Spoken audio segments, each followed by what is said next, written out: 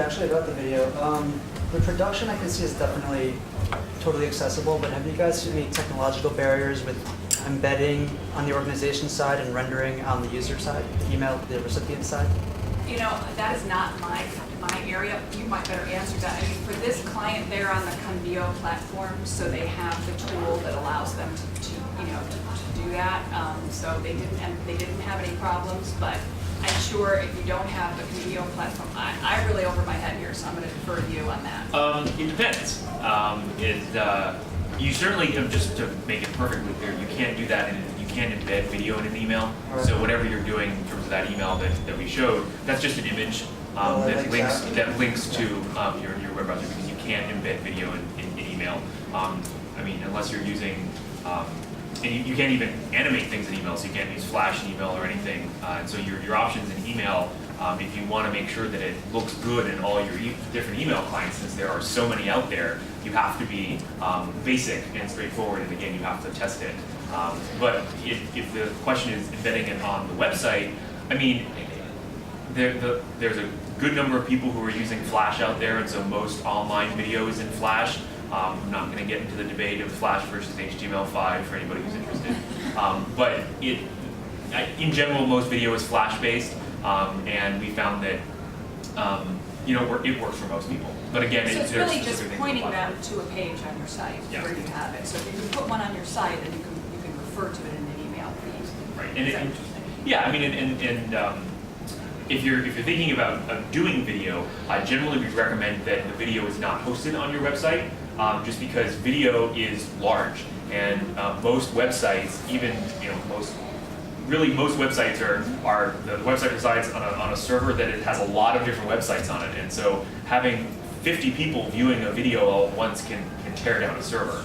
So that's why hosting something like on YouTube or Google Video or Vimeo, there are a lot of services out there. You can upload the video there, and you can embed it on your website. And so when somebody clicks play, it's on your website, but it's actually being driven by Google servers, which are set up to do that. And it also allows you to kind of have another avenue for sharing the video, because you've got your own YouTube channel. You can include all your videos, and so all that sort of stuff can be there. We've got some case that. Was there a question? Sorry. Well, when you send an email, can't you send a link to a video right on the email? Yeah, that's basically what that email was we showed it was like a thumbnail of what the video looked like, but that was just a link to the website that had the video actually on it. Right, they didn't see it, and when they opened the email playing the video, they had to click on it where it said, watch my message, and then they went to a page that played it. Do you have any techniques? I mean, there must be a lot of people who you lose in that step, who don't want to bother to go the next step. Are there? I mean, you tell them that it's a very short, it won't take much of your time, it's less than 90 seconds, or whatever. But in this case, because Gordon Gunn is an icon to these people, I mean, they really look up to him. We knew that they would watch it, so we didn't really have to worry about that too much. You have to do a brief little sell. Yeah, absolutely. And see, actually, we don't. It's just like the image, and I think it intrigues people. They see this image, you click it, it goes right to YouTube. Right. And then there are other videos, so once they get to YouTube, they can see that video, and then they can look at another video. So I think there's buy-in there, and it's really simple. People really like to see things moving. Yeah. They really love it. So. Yeah, I mean, the statistics on how much video people watch online are astounding. Like nobody's working. The same stat about how much time people spend on social networks in a given day. Which is also astounding. But so the point is that yeah, people are increasingly, and of any age, people are interested in video. And we've done a lot of testing with appeals and with just cultivation emails that include video, and they always get some of the highest click-through rates of all the communications that we send out, because people are interested in seeing that. I mean, we did the example for Northeast Animal Shelter. We did a video, and of course people love videos of animals, and so people were very interested in that, and that was one of the highest click-through rates we've ever had on an email.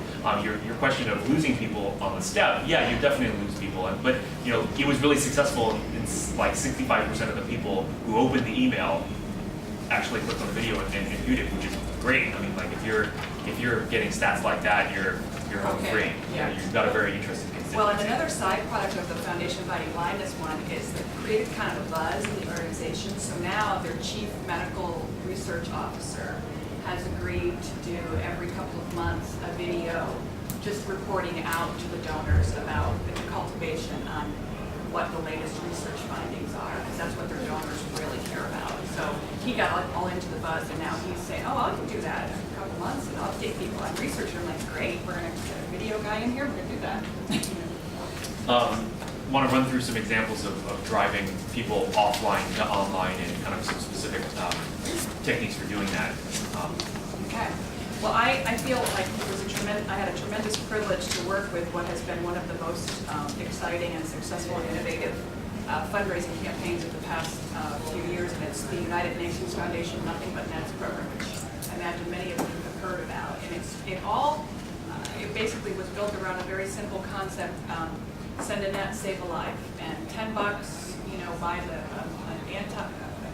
anti-malarial net that can be hung over someone's bed and save their life, so they don't get malaria. And we did a direct mail campaign, and in direct mail, one of the terms we always use is involvement devices. How can we get this person more involved in the package?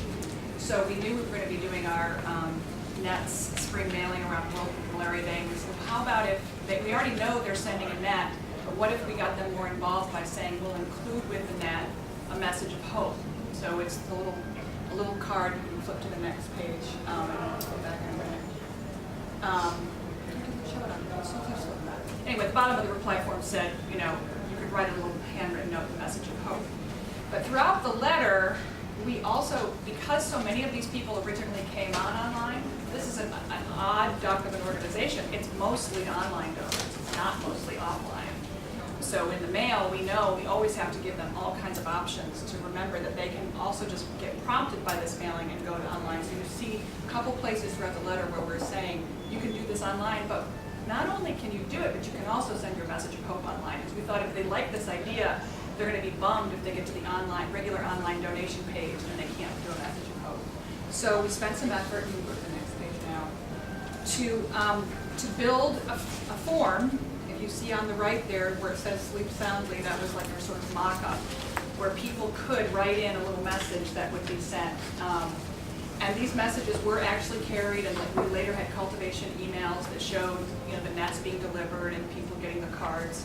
And it became such a phenomenon that this program is driven by a lot of community and school groups doing fundraising, where kids will get into it, church groups will get into it. So they started doing, based on what started as, this is a direct mail involvement device, big, huge messages of hope, like greeting cards at events where everybody would come sign it. So there'd be a big, huge card that would be going. So this is an example of just how weaving that one simple thought of a message of hope through all the channels got a much better response overall from everybody. And we pushed people to go online, and they did, but they also gave in the mail as well. And this is just one of the things that has helped this group $30 million in their first 3 years. $30 million in their first 3 years to send $10 divided by 30, 3 million bed nets. And in the 131 countries where malaria is still very prevalent, 40% of those countries have reduced malaria cases by 50% or more. So it's really working. It's very, very exciting. So I just wanted to share that example because it really is, if you are looking for people who are doing this well, give $10 to Nothing But Nets and you'll get some great examples. Yeah. I just wanted to ask a clarification question. Before they did this direct mail appeal, had they been doing direct mail appeals previously, or was this their first one? No, they had, but most of the people had come online. Really, the way this thing took off is that Rick Riley, who's a Sports Illustrated guy, had written an article in Sports Illustrated, and all of a sudden, overnight, their website was swamped. So most of their donors really originally came in that way. So they had this is only the second direct mail I think they've done. They were doing them once a year. One of the things that we do, I work for a hospital, and something that was really successful in the past year that we tested was an honor your doctor mailing. So it was a direct mail appeal, and then we drove people to give testimonials online. And it was a really effective device for us. It was That's a patient great. acquisition mailing as well as to our regular donors. And our rates essentially tripled what they would have been for the normal mailing. Grateful patients, And that's then great. it's great, because I do communications, it drives a lot of testimonials for our website, for future direct mail bills, that kind of thing. That's a really great idea, really great idea. Yes? Just an observation about Nothing But Nets. I live in Washington DC, and one other thing that they did, we have a lot of circles, and they set up nets in the circles. And as you're walking to them, they're just beautiful. They're very Yeah, ethereal they're blue looking. and yeah. They would not take money on site, which was sort of comforting, I think, to a Right. lot of people, because Yeah. if you live in Washington, you get accosted a lot on the street. And they had the postcards, and it was a tremendously effective, I think, because I took one and Yeah. I went online. Yeah. But the physicalness of it, I think, was very unusual. We actually looked into if we could, the people who manufacture the nets, we said, can we get them and cut in little pieces before you put the insecticide on them? So we could put a piece in the direct mail, but it ended up being not possible. But we were trying to be creative, you know, because they are, it makes it very, you can sort of relate to it. We use the Razor's Edge, and the donation page has an option, the donation page on the website has an option to request mail email. And I find almost everybody checks that. I would say more than 90% of the people who give online also request mail email. So it's very frustrating. You know, they gave online, but you can't go back to them except through the mail. Tips for her on that? Well, it's It's making. too prominent, must be. At Yeah, I mean, 90%. this is on like a donation form. Yeah, we don't really have control over Okay, is it Net Solutions? Yes, Yeah. exactly. Anybody who's on Net Solutions, I pray for you at night. I mean, the system's like 10 years, at least 10 years old, and Net Community, which is their one step up, does a lot. You have a lot more control over what it looks like. Unfortunately, with Net Solutions, it's like that's the donation form, and that's pretty much it. And so, you know, there are a lot of other solutions out there. Certainly understand that the reason why Net Solutions is popular is because it goes right at the razor's edge. But there are a lot of other things from a marketing standpoint. Right into it. But there are a lot of other things from a marketing standpoint that you just can't do with that, and there's very little tracking that's involved. And you've got So an what online about campaign. tips to try and get more people to stay online? Well, you can. There are some fun things that you can do to try to wrap that form on another page on your site, and making the case for why you would want to get communications online. You know, donors like to be updated, as Kathy was mentioning. Donors like to be updated on where their money is going. And that's one of the main focuses of an online newsletter, which to kind of update that. And so you can do that, and we've kind of done things like that to make the Net Solutions system work, so that you're able to actually customize part of it, but it really is really very, you're in a box. Would you That's- suggest changing to that? Well, in a perfect world, of course, but you know, it's a lot more expensive.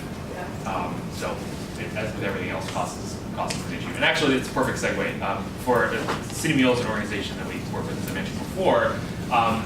We did a campaign using personalized URLs, where this was an appeal. It's actually an appeal from one of their board members. You get the appeal. This is the offline appeal that you get, and there's a URL that includes your name.